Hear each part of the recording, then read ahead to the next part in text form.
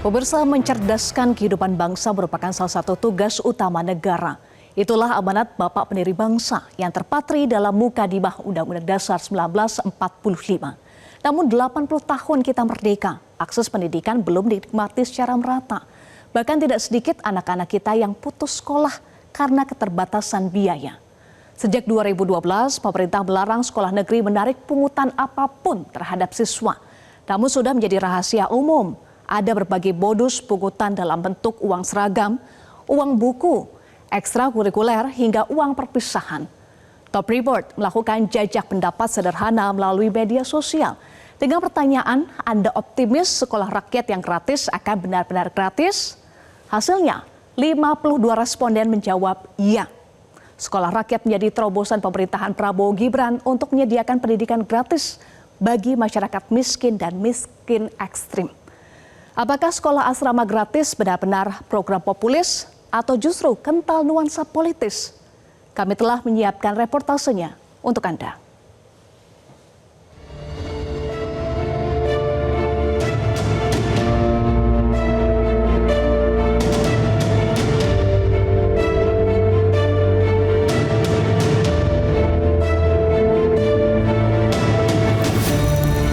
Pemirsa, selain sekolah negeri dan sekolah swasta kita kenal selama ini, sebentar lagi pemerintah juga akan menghadirkan sekolah rakyat, yaitu sekolah yang dibangun pemerintah dengan tujuan memberi akses pendidikan kepada kelompok warga miskin dan miskin ekstrim.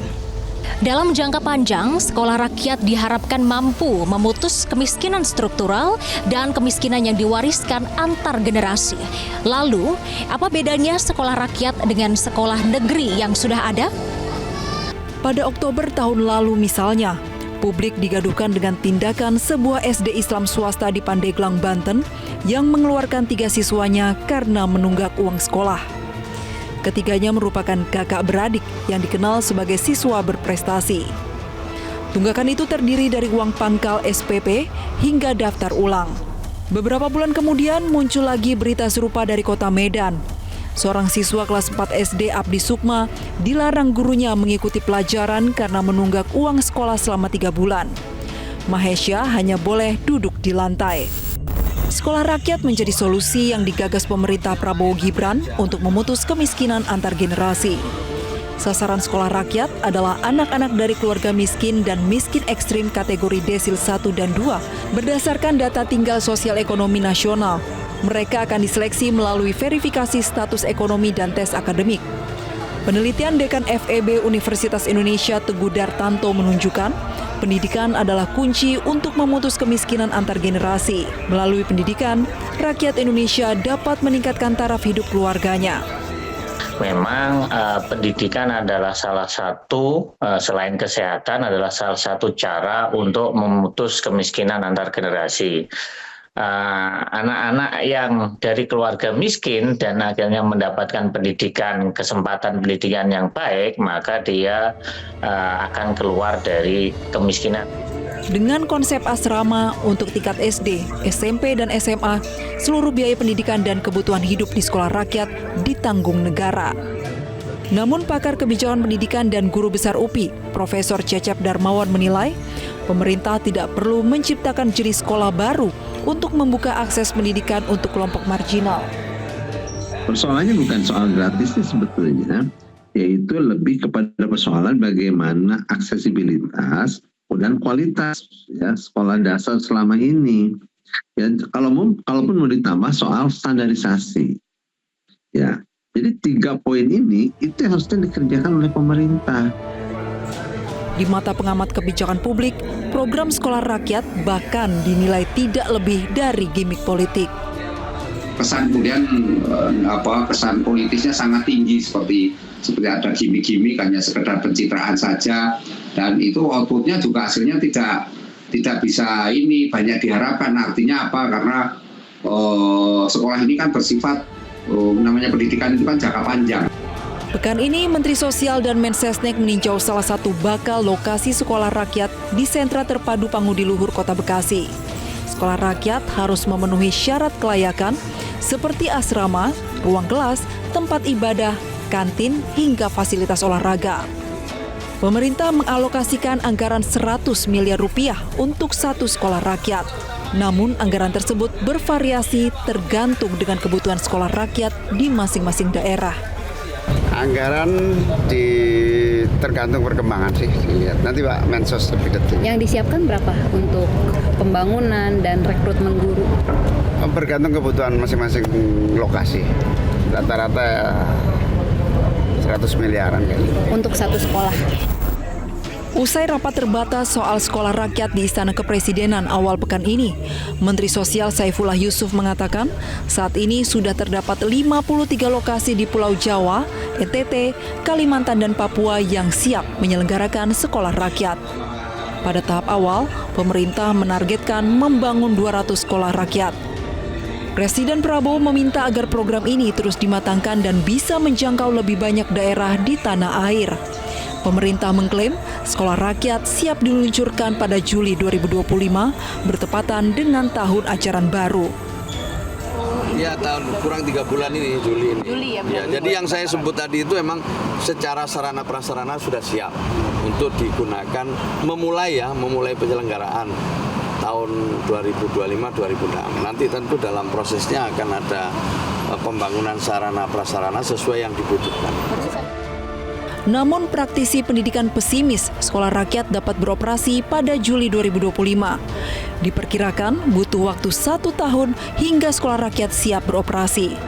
Ya, dalam persiapan 3 bulan ke depan untuk dibukanya sekolah rakyat, menurut kami dari guru-guru masih belum bisa optimal diselenggarakannya atau dibuka sekolah rakyat dalam persiapan 3 bulan. Karena 3 bulan di akhir semester ini banyak hal yang guru-guru harus persiapkan, itu mengenai penilaian akhir semester gitu ya. Kemudian nanti persiapan penerimaan siswa baru, terutama kita pun kadang disibukkan oleh pelatihan-pelatihan untuk menambah kompetensi guru-guru itu sendiri.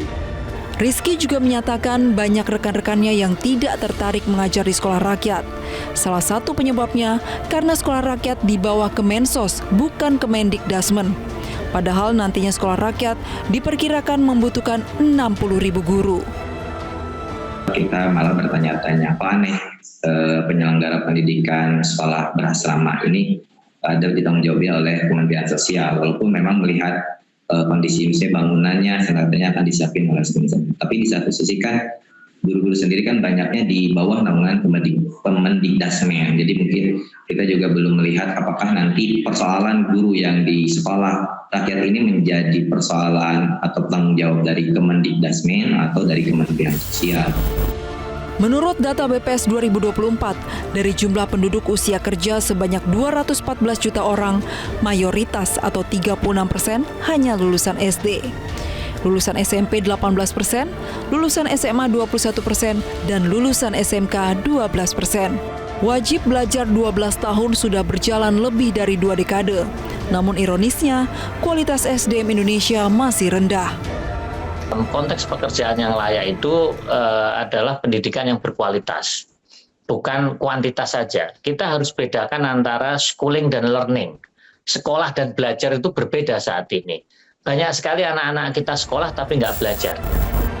Di tengah efisiensi anggaran, mengucurkan dana triliunan rupiah untuk membangun sekolah baru dinilai tidak praktis dan realistis. Pemerintah sebaiknya memaksimalkan sekolah yang sudah ada untuk menampung kelompok marginal. Misalnya kelas 1 yang tadinya 5 kelas, mungkin bisa jadi 6-10 kelas. Bisa ya, di kelas-kelas baru. Ya, daripada tadi membangun sekolah baru ya. Mendingan itu diperluas. Kemudian berarti kalau kekurangan staf pengajar, kalau negeri dibuka ya, apakah lewat PNS atau P3K untuk yang ngajarnya. Ya, itu satu opsi. Atau kedua, ya kelas itu bisa pakai ada kelas pagi ya sampai siang, ada kelas siang sampai sore. Pemerintahan Prabowo Gibran dapat mencontoh gagasan DPRD Jakarta, yaitu sekolah swasta gratis. APBD Jakarta sudah menyiapkan 2,3 triliun rupiah untuk membiayai program sekolah gratis tingkat SD, SMP, dan SMA. Di banyak negara, pendidikan itu adalah layanan pemerintah kepada masyarakatnya. Hari ini kita melihat pemerintah melayani hanya negeri saja, ada diskriminatif. SD negeri, SMP, SMA, SMK negeri, fasilitasnya bagus, anak-anaknya gratis, guru-gurunya sejahtera. Sementara yang swasta, ya anak-anaknya bayar, fasilitasnya ala kadarnya sesuai dengan kemampuan yayasan. Pada tahun 2024, peminat SMA dan SMK negeri di Jakarta mencapai 140.000, sedangkan daya tampung SMA negeri hanya 29.000 dan SMK negeri 20.000.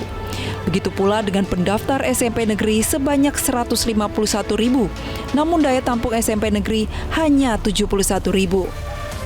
Tahun ini sudah ada 40 sekolah swasta yang bekerja sama dengan Pemprov Jakarta untuk menjalankan program sekolah gratis.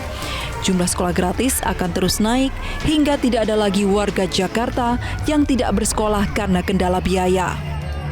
Pro kontra terhadap sebuah program pemerintah adalah hal yang biasa. Kritik dan penolakan semestinya dapat menjadi masukan untuk menyempurnakan program agar lebih tepat sasaran. Begitu pula dengan program Sekolah Rakyat.